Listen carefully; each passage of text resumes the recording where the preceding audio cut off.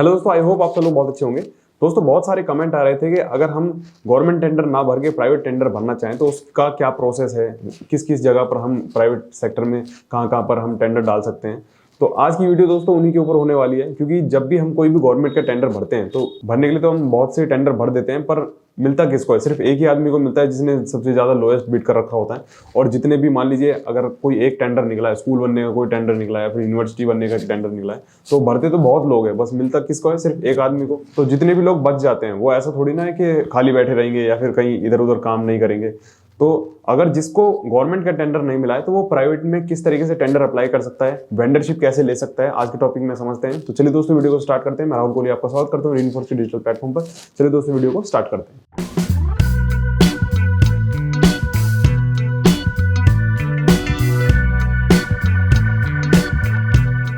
दोस्तों सबसे पहले तो अगर आप लोगों को गवर्नमेंट में कोई भी काम नहीं मिला है, कोई भी गवर्नमेंट में टेंडर नहीं मिल पाया, तो आप प्राइवेट काम भी कर सकते हैं। जैसे आपने देखा ही होगा कि आजकल गवर्नमेंट से ज़्यादा प्राइवेट इंडस्ट्री में बहुत सारे काम आ रखे हैं। जैसे हमारी बड़ी बड़ी कंपनियां हैं, एनबीसीसी है, एनसीसी है, या फिर शाहपुर जी मान लीजिए, एलएनटी है। तो इनमें भी दोस्तों क्या है ना, वेंडरशिप आप ले सकते हैं। अगर आप छोटे कॉन्ट्रैक्टर हैं या फिर आपने अभी काम स्टार्ट किया है या फिर आपको 2-3 साल हो गए हैं लोकली काम करते करते, वेंडरशिप अप्लाई करने के लिए सबसे पहले तो दोस्तों आपको डॉक्यूमेंटेशन की जरूरत पड़ेगी। सबसे पहले मैं डॉक्यूमेंटेशन बता देता हूँ क्या क्या लगते हैं। दोस्तों डॉक्यूमेंटेशन कुछ इस तरीके से होते हैं। सबसे पहले तो आपको कंपनी का रजिस्ट्रेशन डॉक्यूमेंट तैयार करने हैं। जैसे आपका कोई भी आप कंपनी रजिस्टर करते हैं, जैसे कि हमने रेनफोर्स कोई भी एक कंपनी हमने रजिस्टर की, तो उसका एक आपको सर्टिफिकेट ऑफ इनकॉर्पोरेशन का एक सर्टिफिकेट आपको मिलता है, जिसको कंपनी का एक लीगल डॉक्यूमेंट माना जाता है। ठीक है, तो ये आपके पास कम से कम होना चाहिए। फिर आपको यहाँ पर दिख रहा होगा ये सारी चीज़ें जो है वो ऑप्शनल है, ये आप ले भी सकते हैं। जैसे कि एमओए है, आपका एओए है, या फिर अगर आपकी कोई पार्टनरशिप डील है तो उसका भी एक फॉर्म होता है, तो वो भी आप लोग ले सकते हैं। पर जो ये वाली टैक्स आइडेंटिफिकेशन डॉक्यूमेंटेशन जो भी है वो आपको लेनी ही पड़ेगी। जैसे पैन कार्ड है, तो ये आपका कौन सा परमानेंट अकाउंट नंबर होता है, तो ये जो पैन कार्ड है वो आप किसी भी फील्ड में जाएं, या तो आप प्राइवेट में जाएं, गवर्नमेंट में जाएं, ये आपके पास पैन कार्ड तो कम से कम होना चाहिए। पैन कार्ड का नंबर जो है वो आपके पास होना चाहिए। फिर इसके बाद आते हैं दोस्तों जीएसटी रजिस्ट्रेशन पे। अगर आपको कोई भी बिल क्लेम करना है तो आपके पास जीएसटी का रजिस्ट्रेशन तो होना ही चाहिए। अगर आप कंपनी कोई प्राइवेट लिमिटेड फर्म चला रहे हैं तो आपके पास एक जीएसटी नंबर तो अपनी कंपनी का होना ही चाहिए, जिसके थ्रू आप क्या ना जितना भी टैक्स का डिडक्शन है या फिर आप जीएसटी अप्लाई करते हैं, तो वो सारी चीजें आप लोगों को फायदा रहेगा। और देखिए फाइनेंशियल अगर इन्फॉर्मेशन की बात करूं तो यहाँ पर आपको अपना एक करंट अकाउंट खुलवा लेना है, क्योंकि जितनी भी ट्रांजैक्शन होती है वो सारी करंट अकाउंट से ही होती है। तो अपना जो भी आपका करंट अकाउंट है वो आप किसी भी बैंक में खुलवा सकते हैं। अब एक चीज दोस्तों और देखने के लिए मिलती है, जब भी आप कोई वेंडरशिप अप्लाई करते हैं ना, तो उसमें क्या है कि आपकी एक बैलेंस शीट भी मांगी जाती है। बैलेंस शीट या फिर टर्नओवर भी बोला जाता है। तो बैलेंस शीट को अगर आप दिखाना चाहते हैं तो ये आपका एक ऑडिट बैलेंस शीट होती है, जिसमें आपको प्रॉफिट और लॉस दिखाया जाता है कि अगर आप मान लीजिए 3-4 साल से काम करवा रहे हैं तो आप प्रॉफिट में रहे हैं या फिर लॉस में रहे हैं, तो वो चीजें क्या है कि आपकी ऑडिट में दिख जाती है। फिर आते हैं दोस्तों बिजनेस एड्रेस प्रूफ पे। बिजनेस एड्रेस प्रूफ में दोस्तों क्या आ जाएगा, एक आपका लीज डीड आ जाएगा या फिर रेंट एग्रीमेंट आ जाएगा, फिर आपको यूटिलिटी बिल आ जाएंगे। ठीक है, तो ये दोनों चीज आपको देख लेनी है। अगर आपकी कंपनी किसी रेंटेड पर्सन के नाम पे है तो उसका भी आपको सारे डॉक्यूमेंटेशन पे ज्यादा ध्यान देना पड़ेगा।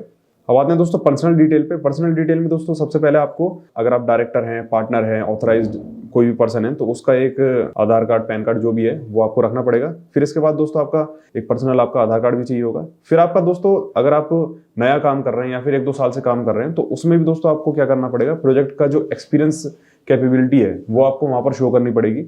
जैसे कि होता क्या है कि अगर आप कहीं पर भी वेंडरशिप मांगने जाते हैं ना, तो उसमें क्या होता है कि जैसे किसी कंपनी में आप गए हैं, जैसे कि मान लीजिए आप शाहपुर जी में गए हैं या फिर एनसीसी में गए हैं, तो एनसीसी का अगर कहीं पे काम चल रहा है तो आप अगर वेंडरशिप लेना चाहते हैं तो आपसे एक सवाल पूछा जाता है कि अभी तक आपने कितना काम किया है। अगर आप काम कर रहे हैं तो आपको उनका काम भी एक बार दिखाना पड़ता है। जो आपका एनसीसी के जो भी वहाँ पर मेंबर होंगे तो वो आपकी साइट पर आकर एक बार एक्सपीरियंस भी कर सकते हैं कि आप किस तरीके का काम करवाते हैं। अगर एनसीसी वालों को अगर आपका काम अच्छा लगता है तो वो इजीली आपको मेंटरशिप दे भी सकते हैं। तो एक तरीके से ये सारी बातें आपको ध्यान में रखनी होगी, क्योंकि अगर कोई आपको वेंडरशिप दे रहा है तो वो किस पर्पस से देगा, मतलब कि कुछ एक्सपीरियंस देखेगा तभी जाकर तो आपको वेंडरशिप देगा। तो ये वेंडरशिप के लिए आप कुछ चीजें ध्यान रखिएगा। तो एक्सपीरियंस के नाम पे दोस्तों जितने भी आपने कंप्लीशन सर्टिफिकेट है, पास्ट प्रोजेक्ट कंप्लीशन सर्टिफिकेट जितने भी आपने लिए हैं वो आपके पास होना चाहिए। फिर आपके पास दोस्तों list of major equipment own, मतलब कि अगर आप कुछ काम करवा रहे हैं तो आपके पास कुछ ना कुछ तो इक्विपमेंट होंगे ना, थोड़े बहुत जितने भी इक्विपमेंट होते हैं वो सब आप ले सकते हैं। और उसकी जो है लिस्ट भी होगी, आपके पास बिल्स भी होंगे, तो वो चीज़ें आप वहाँ पर शेयर कर सकते हैं। अब ये सारे रजिस्ट्रेशन है, ये आपको करवाने हैं तो आप करवा सकते हैं, नहीं तो कोई दिक्कत वाली बात नहीं है। ये ज़्यादातर बड़े बड़े प्रोजेक्ट के लिए चलते हैं, जैसे कि आपका एमएसई में रजिस्ट्रेशन होना चाहिए, एनएसआईसी में रजिस्ट्रेशन होना चाहिए, आईएसओ सर्टिफिकेशन होना चाहिए, सेफ्टी कंप्लायंसेस सर्टिफिकेट होना चाहिए। तो ये सारे सर्टिफिकेट आप ले सकते हैं अगर आपकी कंपनी या फिर आपका कोई वेंडरशिप देते टाइम पर कोई मांगता है तो। ठीक है, तो ये तो हो गई दोस्तों डॉक्यूमेंटेशन की बात। डॉक्यूमेंटेशन दोस्तों आपको सबसे पहले तैयार करके रखने, और ऐसा भी हो सकता है कि कोई कंपनी इसमें से अलग से कोई भी डॉक्यूमेंट मांग सकती है, क्योंकि जो लीगली जितने भी डॉक्यूमेंट्स है वो तो सारे यही लगते हैं, बट बहुत सी कंपनी होती है कि कुछ अलग से डॉक्यूमेंट भी मांग सकती है। ठीक है, अब बात करते हैं कि दोस्तों हमें प्राइवेट टेंडर मिलेगा कैसे। ठीक है, तो उसके लिए दोस्तों बहुत सारी जगह हैं, जैसे कि मैं आपको सबसे पहले यहाँ दिखा देता हूँ। अगर आप लोगों को वेंडरशिप अप्लाई करनी है तो आप डायरेक्ट जाके ना शाहपुर जी वेंडर रजिस्ट्रेशन पे ऐसे क्लिक करेंगे, मतलब गूगल पे टाइप करेंगे, तो आपको सबसे पहला जो फ्रंट पेज है वो यही खुल के आएगा।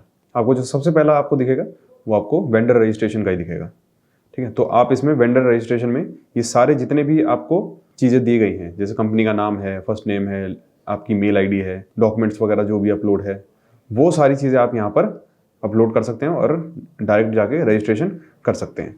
तो ऐसे ही दोस्तों, ये तो मैंने सिर्फ आपको एक शाहपुर जी का दिखाया है, तो ऐसे ही आप एनसीसी का भी खोल सकते हैं या फिर एलएनटी का भी खोल सकते हैं, तो आप वहाँ पर जाकर इस चीज़ को रजिस्ट्रेशन कर सकते हैं। अब दोस्तों बात आती है कि ये तो हो गए रजिस्ट्रेशन के हिसाब से। ठीक है, जब काम आएगा तब जाकर हमें वो कंपनी उस काम को देगी, बट ऐसा भी तो होता है कि हमें प्राइवेट काम भी करने हैं। ठीक है, तो प्राइवेट काम के लिए भी हमें कोई ऐसी वेबसाइट होगी जिससे हम टेंडर बिड कर सकें, या फिर मान लीजिए आपको प्राइवेट काम वहाँ पर मिल सके, तो वो एक वेबसाइट है, ये आप यहाँ पर देख सकते हैं। ये आपका बिड असिस्टेंट नाम से एक वेबसाइट है। तो यहाँ पर दोस्तों सारे आपके प्राइवेटाइज में जितने भी टेंडर होते हैं वो आपको यहाँ पर दिख जाएंगे। जैसे एनएचआई के जो भी टेंडर वगैरह निकले होंगे वो आपको यहाँ पर दिख सकते हैं। आप डायरेक्ट क्या है ना, यहाँ पे डाउनलोड पे क्लिक करेंगे तो आपको जितनी भी इसकी डॉक्यूमेंटेशन है वो सारी आपको यहाँ पर मिल जाएगी। देखिए यहाँ पर मेरे को इसका BOQ भी मिल गया और इसका टोटल अमाउंट जो है वो भी मिल गया है। तो आप इसको BOQ पे बैठ के पढ़ सकते हैं, और इसमें जितनी भी टेंडर की डॉक्यूमेंटेशंस है वो सारी भी आपको यहाँ पर मिल जाएगी। टेंडर सेल नोटिस नंबर, ये सारा बिड अमाउंट है, और ये जो भी अथॉरिटी है उसका नाम है। ठीक है, तो ये तो हो गया दोस्तों हमारा बिड असिस्टेंट पे। यहाँ से आप सारे जितने भी आपके सिविल के जितने भी प्रोजेक्ट होते हैं वो आप यहाँ पर देख सकते हैं। ठीक है, यहाँ पे आप सर्च भी कर सकते हैं, सिविल वर्क के नाम से आप अगर सर्च करेंगे तो सिविल के जितने भी टेंडर होते हैं वो आपके यहाँ पर दिख जाएंगे। ठीक है, तो एक प्रोसेस हो गया जिससे हम कंपनी में रजिस्ट्रेशन करके, मतलब कि कंपनी के वेंडरशिप लेके काम ले सकते हैं। और एक आपका ये वेबसाइट हो गई बिड असिस्टेंट, यहाँ से भी आप सारे टेंडर्स को ईजिली देख सकते हैं और फिल भी कर सकते हैं। जैसे मैंने अभी आपको शाहपुर जी के बारे में बताया, शाहपुर जी का वेंडर रजिस्ट्रेशन है, तो ऐसे ही हर कंपनी का आपका अलग अलग होता है। अगर आप मान लीजिए इंटीरियर का कोई काम करवाना चाहते हैं तो आप एशियन पेंट में जा सकते हैं, या फिर आप लिव स्पेस में जा सकते हैं। जितनी भी आपको कंपनीज की ज़रूरत है, जैसे कि आप मान लीजिए आपका कोई छोटा मोटा काम है, जैसे सिर्फ आप इंटीरियर में ही डील करते हैं, इंटीरियर का कोई भी आपको काम करवाना है, तो आप एक लिस्ट निकालिए टॉप 10 इंटीरियर कंपनीज की, उसमें आप वेंडरशिप अप्लाई कीजिए, और सारे डॉक्यूमेंट दोस्तों वही लगेंगे जो मैंने अभी स्टार्टिंग में आप लोगों को बताए थे। तो आप वेंडरशिप अप्लाई कीजिए, और उसमें कॉन्टैक्ट पर्सन भी दिया होता है, आप डायरेक्ट वहाँ पर कॉल करके उससे पूछ भी सकते हैं। ठीक है, तो आपको इस तरीके से वेंडरशिप वहाँ पर अप्लाई कर देनी है। ठीक है, और नॉर्मल फॉर्म है, कोई ऐसा नहीं है कि बहुत बड़े बड़े फॉर्म है, ऐसा कुछ नहीं है। ठीक है, जो जो चीज़ आपको मांग रहे हैं वो चीज़ आपको कर देनी है, और सीधा रजिस्ट्रेशन वहाँ पर कर देना है। तो आप मान लीजिए शाहपुर जी के पास कोई भी काम आएगा तो शाहपुर जी आपको उस काम की वेंडरशिप वो दे देगा। ठीक है, तो इस तरीके से दोस्तों हमें सिविल का कोई भी काम करना है तो उसकी वेंडरशिप वहाँ पर ले लेनी है, अगर आपको प्राइवेट कोई भी काम करना है। ठीक है, और जितना भी रेट वगैरह कोटेशन वगैरह है वो उसी टाइम पर सारी चीज़ें डिसाइड हो जाती है जब भी कोई आपको काम मिलेगा। ठीक है, अगर आपका गवर्नमेंट में नहीं हुआ तो आप इस तरीके से प्राइवेट में काम कर सकते हैं। और दोस्तों एक बात ये भी होती है कि बहुत से लोग कहते हैं कि हम डायरेक्टली वेंडरशिप अप्लाई तो कर देते हैं बट हमको कोई काम नहीं मिलता है। अगर आपको कोई काम नहीं मिल पा रहा है तो आप क्या है ना, जितनी भी आपने टॉप 10 लिस्ट बनाई है इंटीरियर की कंपनी की, तो आप जाकर क्या कर सकते हैं कि अगर आपके आसपास में उनके हेड ऑफिस है तो आप हेड ऑफिस में जाकर वहाँ पर वेंडरशिप अप्लाई कर सकते हैं। अगर आप फिजिकली वहाँ पर जाएंगे ना तो आप अपना कार्ड या फिर वर्बली बातचीत से आप वहाँ पर वेंडरशिप अप्लाई भी कर सकते हैं। क्योंकि ऑनलाइन दोस्तों क्या होता है कि रजिस्ट्रेशन तो सब कर देते हैं, पर काम मिलने में क्या है कि जब तक हमारी वर्बली कम्युनिकेशन नहीं होगी तब तक हमें कोई काम ईजिली नहीं मिल पाएगा। तो थोड़ी सी दोस्तों आपको मेहनत करनी पड़ेगी। आप उसके हेड ऑफिस में जाइए, जो भी आपकी इंटीरियर की कंपनी है उसमें जाकर आप डायरेक्ट वेंडरशिप अप्लाई कर सकते हैं या फिर अपना कार्ड दे के आ सकते हैं। तो जो भी कोई काम आएगा तो आपको सबसे पहले वहाँ पर पर वो बता देंगे। ठीक है, तो ये 2-3 प्रोसेस है, इससे आप जितने भी प्राइवेट में टेंडर निकलते हैं या फिर वेंडरशिप निकलती है वो आप लोग वहां पर अप्लाई कर सकते हैं और अपना काम शुरू करवा सकते हैं। आई होप दोस्तों आप लोगों को वीडियो अच्छी लगी होगी, कुछ इन्फॉर्मेशन आपको मिली होगी इस वीडियो से। अगर आपको वीडियो अच्छी लगी है तो लाइक कीजिए, शेयर कीजिए और हमारे रीइंफोर्स चैनल को सब्सक्राइब कीजिए। Thank you so much.